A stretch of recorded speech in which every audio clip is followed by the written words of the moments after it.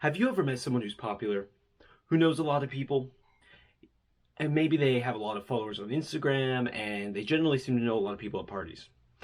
Yet, they complain about being lonely, and about feeling overspent. And maybe you don't know this person. Maybe this person's you. And maybe you, or the person in question, have bad spending habits. Not fiscally, but socially. Maybe you have hit the friend limit.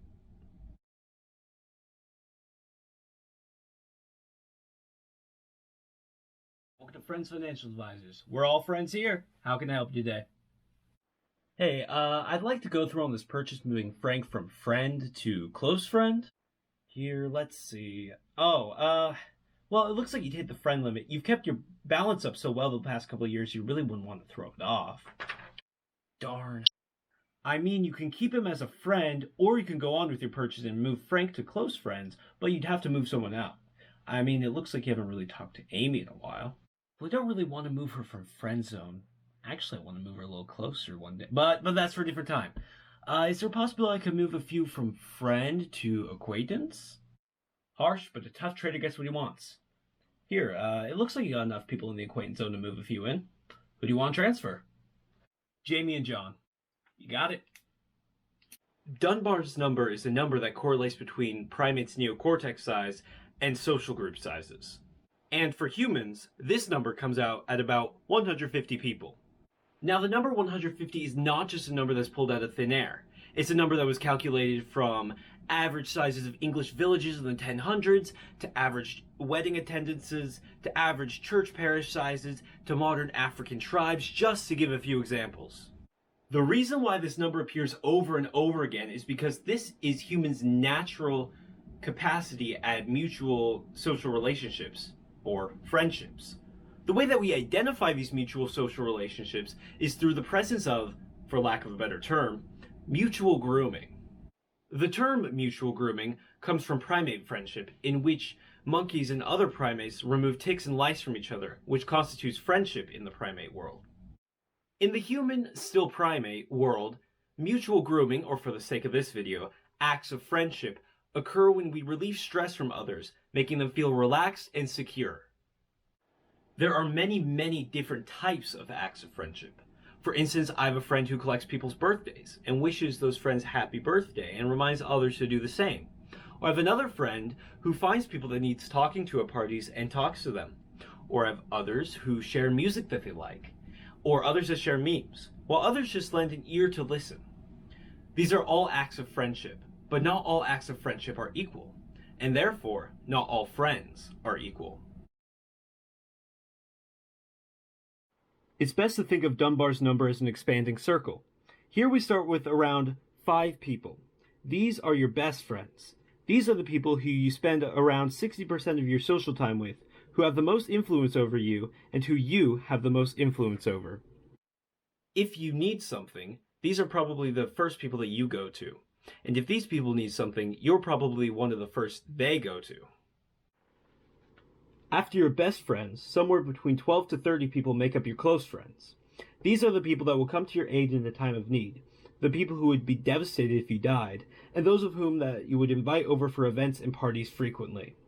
You probably don't hang out with these people in a small group or a private setting, but you probably text them from time to time and keep up with each other's lives.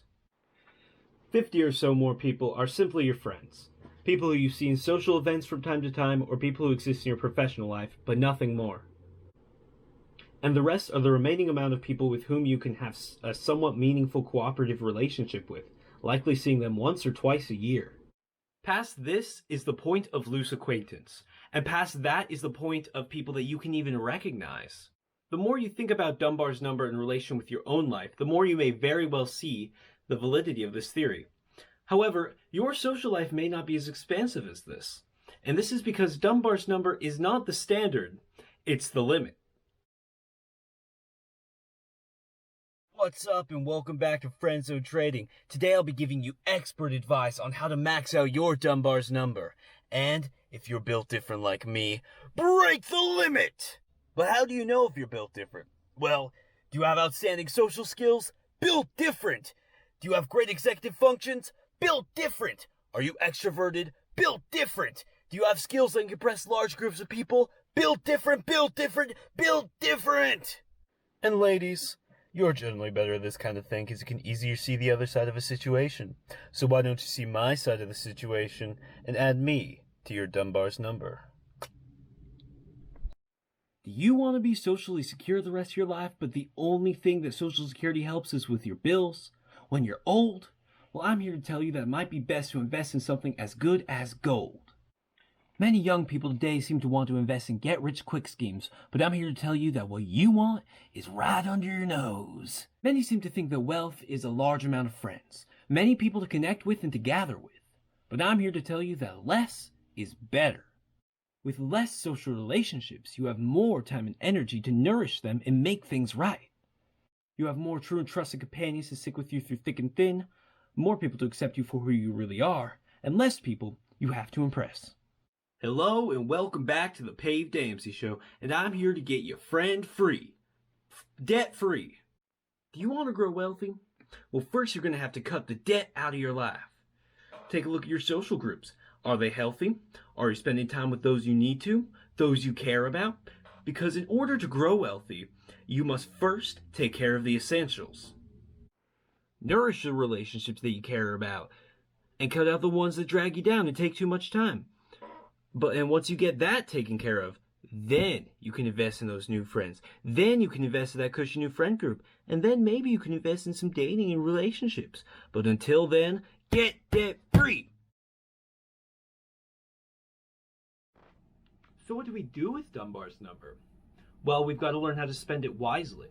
We've got to learn and know our limits and how to use them towards our desired capacity. Dunbar's number is a great visualizer, in my opinion, on how finite our social currency is. We should use Dunbar's number to visualize how we value people in our lives and who is worth cutting off and who is worth adding to our lives.